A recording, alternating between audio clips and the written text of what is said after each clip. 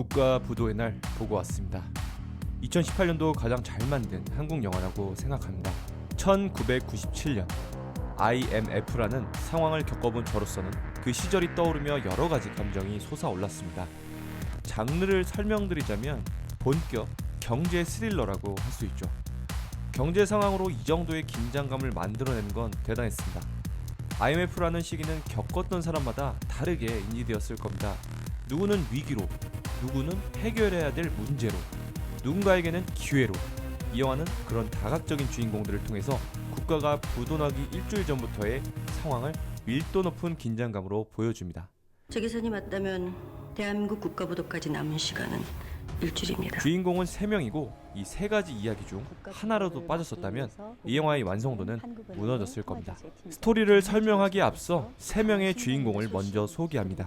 그 역할들을 김혜수, 유아인, 허준호가 맡았습니다. 김혜수가 맡은 역할은 화이트칼라를 대변합니다.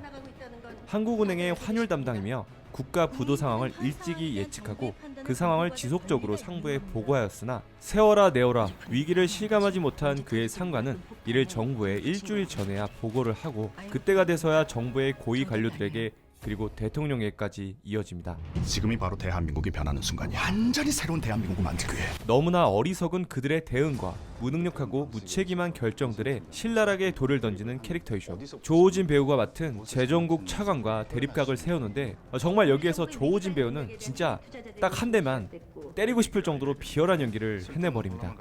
정말 때리고 싶었어요. 일시적인 혼란 상태이지 절대 공황에 빠지지 않습니다. 수습 중이라고만 말하라고. 재정국 차관은 자신의 독단대로 한국의 경제가 당면한 문제를 해결하려는 어쩌면 지혜로웠을 결정들을 폐기해버리고 썩을 대로 썩은 한국의 경제 구조를 개혁한다며 극단적이고 정부 편의적인 정책들을 고수해 나갑니다. 조호진은 절대 두들겨서는 안 될 그곳 IMF의 원조를 받기로 합니다.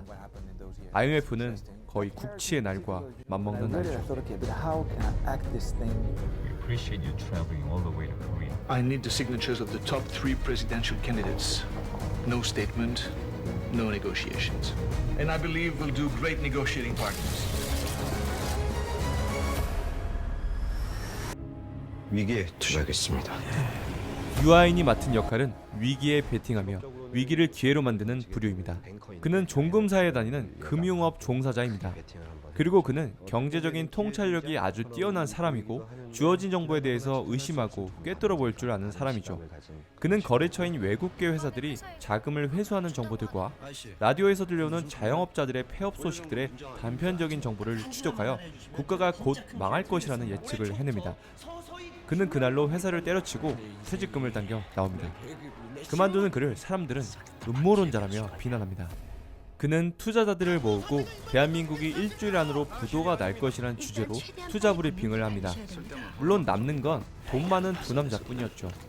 유아인은 외환위기에 대응하는 주식 기법과 그에 이어지는 환전 기법, 그리고 궁극의 부동산 역배팅 투자로 평범한 소시민에서 인생을 바꿀 기회를 맞이합니다. 부럽습니다. 그는 계속해서 정부를 믿지 말라 합니다. 정부의 판단과 정보의 통제를 예측하고 스스로의 판단으로 대응하는 그의 입을 빌려 관객들은 이해하게 됩니다. 국가 부도란 무엇인지 유아인의 입을 빌려 설명하고 대항하고 국가를 조롱합니다. 허준호가 맡은 역할은 완전한 국민 그 자체를 대변합니다. 작은 공장을 운영하는 그는 돈잔치를 하는 경제 상황에서 미도파 백화점으로의 계약 제의가 들어옵니다. 그런데 어음 거래를 하자는 제안에 현금 거래만 했던 그는 고민을 하게 됩니다. 당연 뉴스에서는 한국 경제 건강하다, 한국 OECD 회원국이 되다 이런 눈가린 뉴스만 나오는 상황에서 국가 부도 상황을 모르는 허준호는 이제 인생 폈다 이런 기대만 안고 미도파 백화점의 공급량 생산 계약 도장을 찍고 합니다. 결국 국가의 외환 보유량이 바닥나고 제1금융권이 종금사가 대기업이 중소기업이 영세업자들로 이어지는 연쇄 부도 사태에 동면하게 됩니다. 그가 받은 5억짜리 어음은 부도수표가 되고 맙니다. 그는 집을 팔러 갔지만 똥값이 된 부동산, 자살하는 지인, 감옥에 간 동업자라는 상황을 맞이하게 됩니다.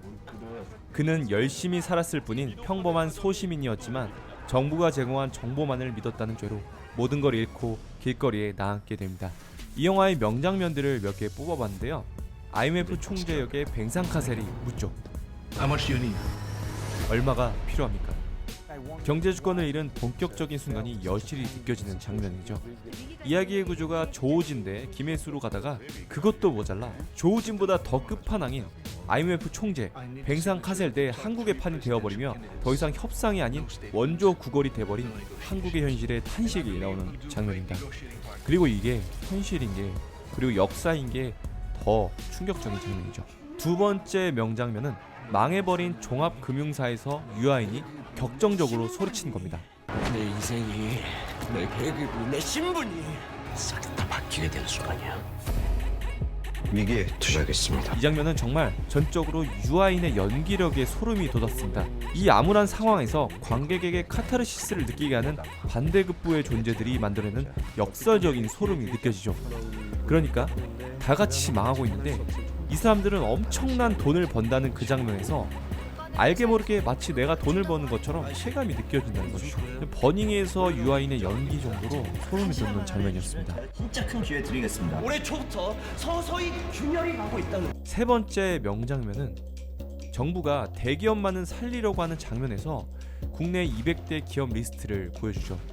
그런데 밑에서부터 기업이 부도가 나기 시작합니다. 그리고 그 부도가 난 기업에는 빨간 줄을 긋죠. 그런데 국내 4위의 기업인 대우가 부도 위기라는 소식이 들려오곤 긴장감이 극에 달하는 장면입니다.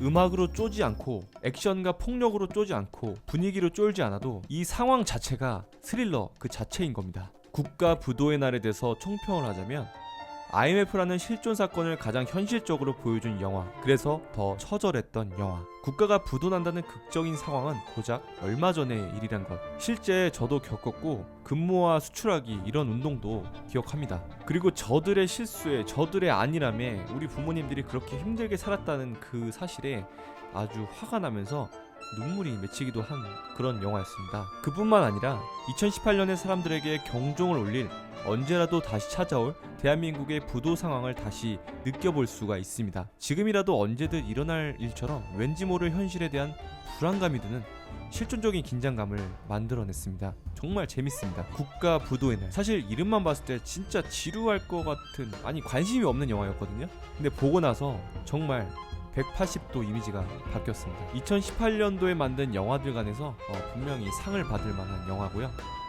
이 영화 추천하면서 이번 리뷰 마무리하겠습니다. 감사합니다. 고몽이었습니다.